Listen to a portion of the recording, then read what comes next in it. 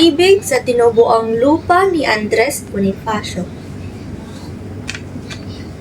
Aling pag-ibig pa ang hihigit kaya sa pagkadalisay at pagkadakila, gaya ng pag-ibig sa tinubuang lupa? Aling pag-ibig pa, wala na nga, wala.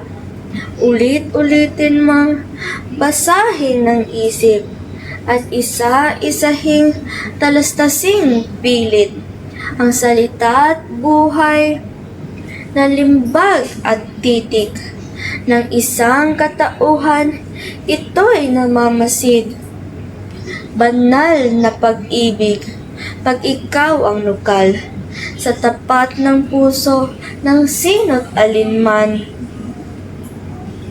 Imbit, taong gubat, maralit at mangmang, nagiging dakila at iginagalang.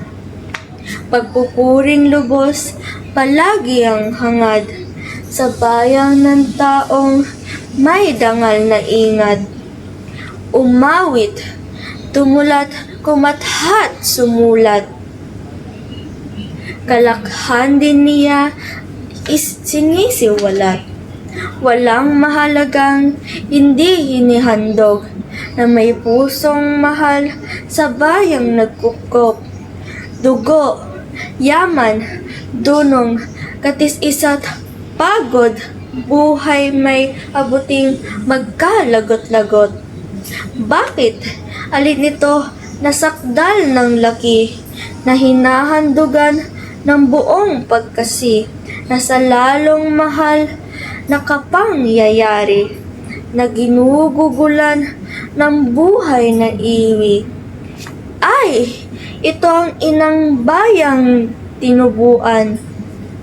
Siya'y ina't tanging kinalimutan ng kawili-wiling liwanag ng araw na nagbibigay init sa lunong na katawan.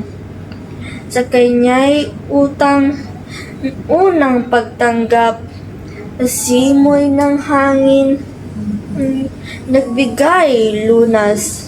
Sa inis ng puso, sisinghap-singhap. Sa balong malalim, nasiphayo, hirap. Kalakip din ito'y pag-ibig sa bayan. Ang lahat ng lalong sa gunita'y mahal. Mula sa masayat, pasong kasunggulan, hanggang sa kataway, mapa sa libingan. Ang nakaraang panahon ng aliw, ang inaasahang araw na darating, ng pagkatimawa ng mga alipin. Liban pa ba sa bayang tatanghalin, at ang balang kahoy at ang balang sanga na para niya't gubat na kaaya-aya. Sukat ang makita't sa alaala. Ang inat ang giliw, lumipas ang saya. Tubig niya'y malinaw sa anaking bulog. Ukal sa batisang nagkalat sa bundok. Malambot na huni na matuling pag-agos. Na baka aaliw sa pusong may lungkot. Sa aba ng aba, mawalay sa bayan.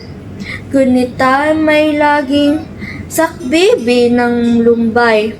Walang alaalat, inaasam-asam, kundi ang makitang lupang tinubuan. Kung ang bayang ito'y nasa panganib, at siya'y ay dapat ipagtangkilik. Ang anak, asawa, magulang at kapatid, isang tawag niya'y tataklidang pilit.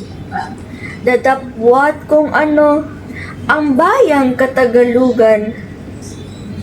Niya'y nilalapastangan at niyuyuprakan, katwiran, puri niya't kamahalan ng sama ng lilong ibang bayan. Di gaano kaya ng paghinagpis ng pusong Tagalog sa puring nalait at aling kalooban na lalong tahimik ang di pupukawin sa paghimagsik. Saan nabubuhat ang paghihinayang sa paghihiganti?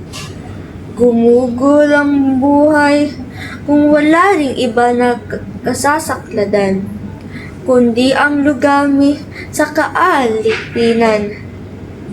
Kung ang pagkabaon niya't pagbusabos sa lusak na dayat, tunay na pag-ayog, supilang paghampas, tanikalang gapos, at luha na lamang ang pinaagos.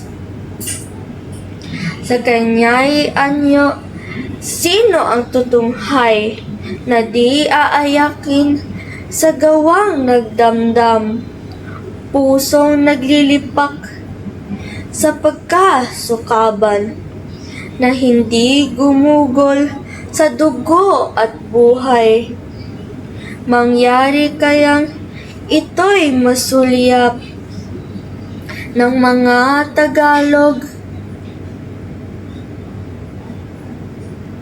at hindi lumigap sa naghihingalong inang nasa yakap ng susuklam-suklam na Kastila hamak. Nasaan ang dangal ng mga Tagalog at hindi lumingap sa naghihingalong isang? Nasaan ang dugong dapat ibubuhos? Bayan ng inapi, bakit hindi kumikilos? At natitinghang ito'y mapanood. Hayo nga kayo ngang buhay sa pag-asang lubos na kaginhawaan at walang tinamo kundi kapaitan. Kaya nga't ibigin ang naaabang bayan. Kayong natunayan na sa kapapasakit na dakilang hangad sa batis ng dibdib, muling palungit, tunay na pag-ibig, kusang ibubulaslas sa bayang piniit. Kayong nalagsaan ng bulang bulaklak, kahoy niyaring buhay nilalatlat, sukat ng balakit, makapal na hirap, muling manariwat sa kayang lumiyag. Kayong mga kusang inuulas ng daya at pagsik, makapal na hirap, muling manariwat sa bayay lumiyag.